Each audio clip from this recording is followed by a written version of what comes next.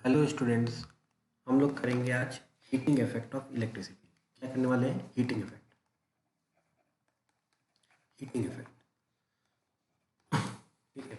देखिए, electric current है वो तीन टाइप के इफेक्ट देता है। पहला है आपका केमिकल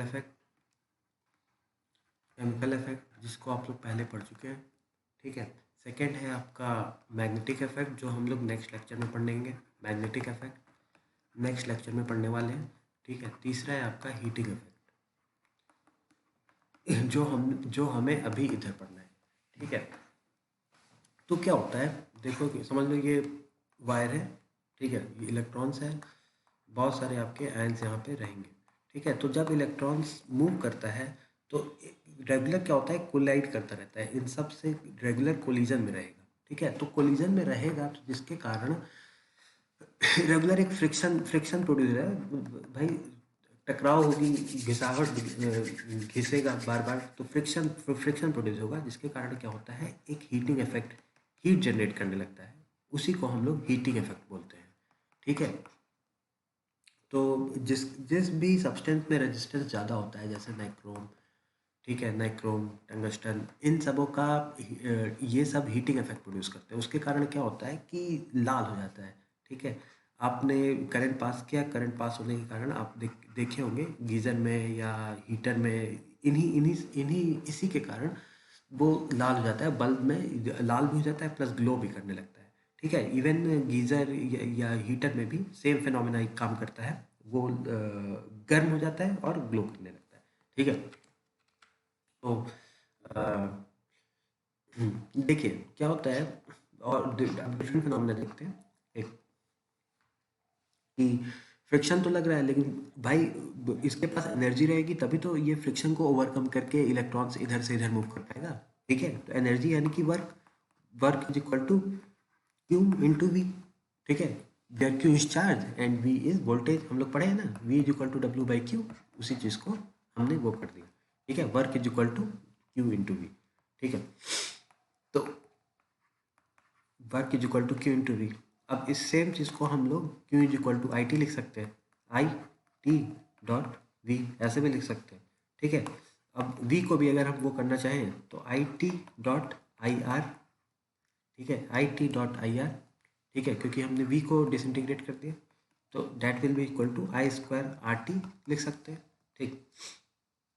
अगर वी को हम लोग वी बाई आर के आई को हम लोग वी बाई आर के फॉर्मेट में लिखे, यहाँ पे जैसे यहाँ पे था ना, W is equal to I T into V, ऐसे लिख सकते हैं, ठीक। अब इसको हम लोग अगर वी बाई आर के फॉर्मेट में लिखें तो हम लिख सकते हैं work is equal to V square by R into T, V square by R into T, ठीक है। तो नीचे आते हैं, सब कुछ को एक साथ लिख लेंगे। Work is equal to Q into V is equal to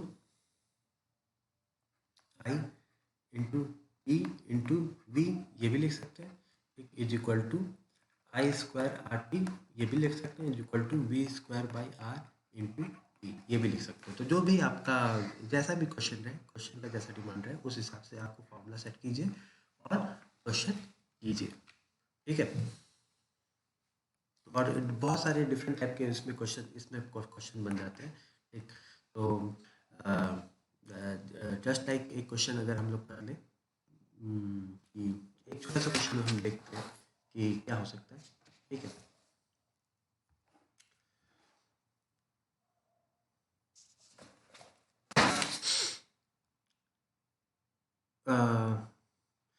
calculate the heat produce, heat हमें बताना है, हीट प्रोड्यूस, ठीक है, हीट प्रोड्यूस बताना है, ठीक। हीट प्रोड्यूस बताना है व्हेन 96,000 कूलाम ऑफ चार्ज क्यों दिया है, इस ट्रांसफर्ड टाइम दिया है 1 आवर, 1 आवर टाइम में, ठीक है। थ्रू द पोटेंशियल डिफरेंस दिया है 50 वोल्ट, 50 वोल्ट का पोटेंशियल डिफरेंस पे हमने इतने इतने चार्ज को ट्रांसफ़र किया 1 घंटे तक, ठीक है। तो हमें बताना है कि हीट प्रोड्यूस कितना होगा, ठीक।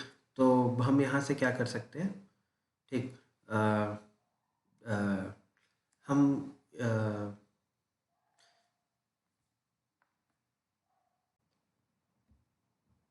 तो यहाँ पे क्या क्या दिया हुआ है एक बार देख लेते हैं। एक मिनट एक मिनट एक मिनट। तो डायरेक्टली हम लोग कर सकते हैं work done is equal to Q dot V. ठीक है, इतना अमाउंट ऑफ चार्ज ट्रांसफर हो रहा है इसके पोटेंशियल डिफरेंस के अकॉर्ड। तो 96,000 इंटू 50 करेंगे तो हमारा आंसर आ जाएगा। ठीक है, जो भी आंसर आना है वो अपना आ जाएगा। ठीक है, चलिए दूसरे उस पर आते हैं।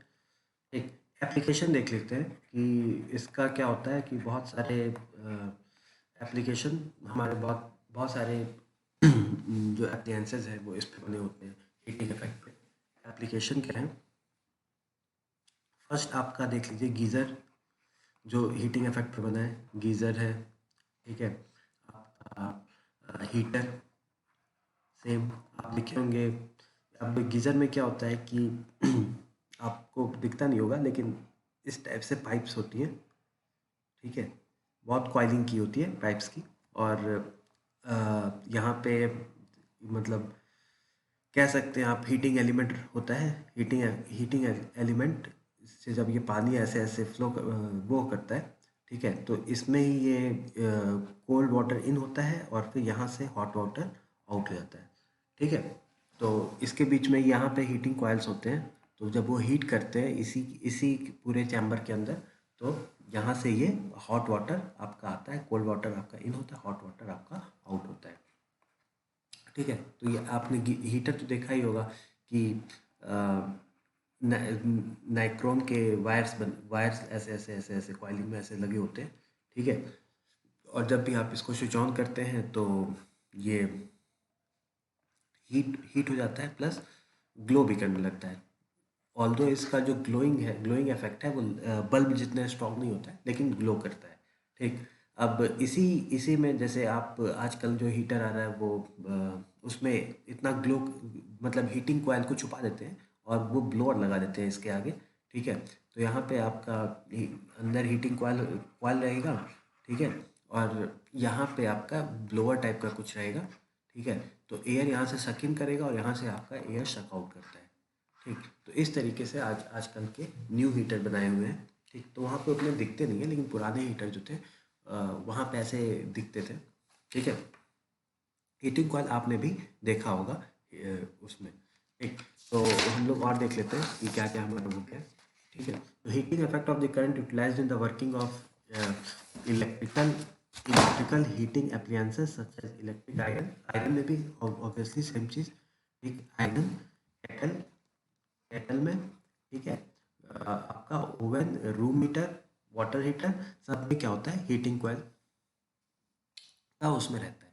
ठीक, तो इसमें जो जो हम लोग सब मतलब मटेरियल यूज़ करते हैं वो आपका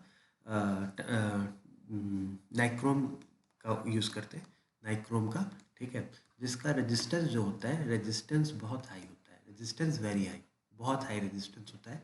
ठीक है, सेकेंड आपका इलेक्ट्रिक बल्ब में यूज़ आता है। इलेक्ट्रिक बल्ब में जो आपने देखा होगा टंगस्टन होता है।